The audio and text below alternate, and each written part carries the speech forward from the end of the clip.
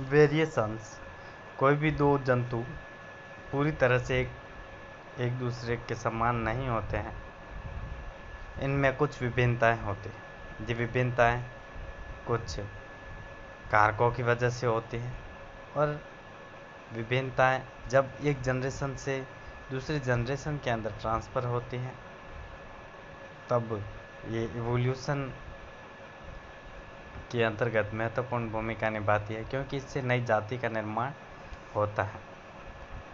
एक ही पॉपुलेशन में एक प्राणी अन्य सब प्राणियों के बीच पाए जाने वाले उसमें जो अंतर है उनको विभिन्नता कहते हैं। विभिन्नताएं होने के निम्न स्रोत हैं, जैसे म्यूटेशंस। म्यूटेशन में जीन म्यूटेशन हो सकता है, क्रोमोसोमल म्यूटेशंस और पुनः संयोजन, जैसे विषम युग्मता। दो होमोजाइगस माता और पिता के मध्य का जनन होता है तो उससे हेटेरोजाइगस संतति उत्पन्न होती है। और random assortment of chromosome and crossing over. विभिन्नताएं निम्न प्रकार की हो सकती हैं: गणनीय विभिन्नता या मेरिस्टिक विभिन्नताएं। सेकेंड वन वास्तविक विभिन्नताएं। थर्ड वन कंटिन्यूअस और फ्लक्चुएटिंग वेरिएशंस। डिसकंटिन्यूअस वेरिएशंस और म्यूटेशंस, कायिक अथवा एक्वायर्ड वेरिएशंस एंड ब्लास्टोजेनिक और जर्मिनल वेरिएशंस। गणनीय ये काउंटिंग के अंदर होती है, जैसे स्टारफिश की जो आर्म्स है वो 5 की जगह 6 हो गई, या वर्टिब्री के नंबर बढ़ गए, मनुष्य के अंदर हाथ की अंगुलियां बढ़ गई। इस तरह के म्यूटेशंस या वेरिएशंस को गणनीय या मेरिस्टिक वेरिएशंस कहते हैं। सब्सटेंटिव वेरिएशंस या वास्तविक विभिन्नता, ये कद, उसकी हाइट में, कर्ण, नासिका, अंगुलियां, नेत्रों के आकार, बाल, त्वचा के रंग आदि में पाई जाती है।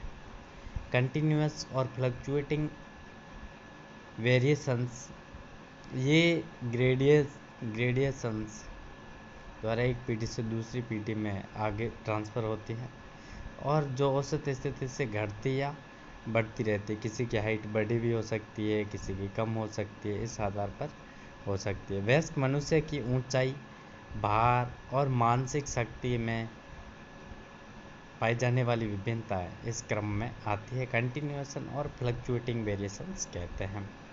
डिसकंटिन्यूअस वेरिएशंस और म्यूटेशन, ये आकस्मिक होती हैं और सामान्य गुणों से बहुत अधिक विचलित हो जाती है। ये वंशागत होती है। डी ब्रीज ने इन्हें उत्परिवर्तन कहा, जैसे वर्टिब्रेट्स की अंगुलियों में मानक संख्या से विचलन, बकरियों में 2 के स्थान पर 4 सींगों का होना आदि।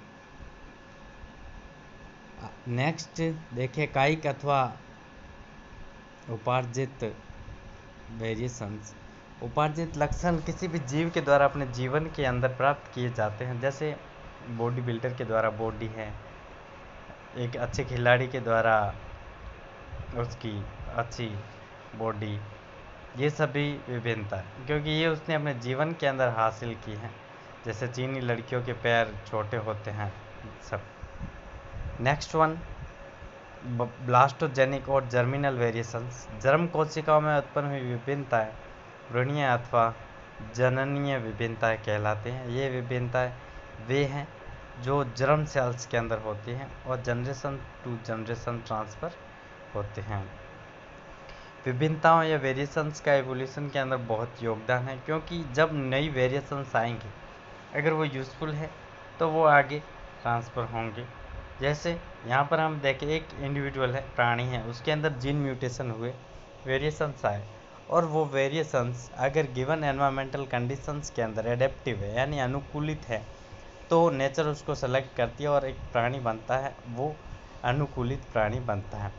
ये बायोलॉजिकल प्रोटीन के अंदर होते हैं जीन उत्परिवर्तन, इनका वापस कॉम्बिनेशन होता है और प्रोटीन वेरिएशंस होते हैं और एडेप्टिव प्रोटीन बनते हैं, नेचुरल सिलेक्शन होता है और वापस अनुकूलित और चयनित प्रोटीन का निर्माण होता है। इस तरीके से वेरिएशंस बहुत ही ज़रूरी होते हैं।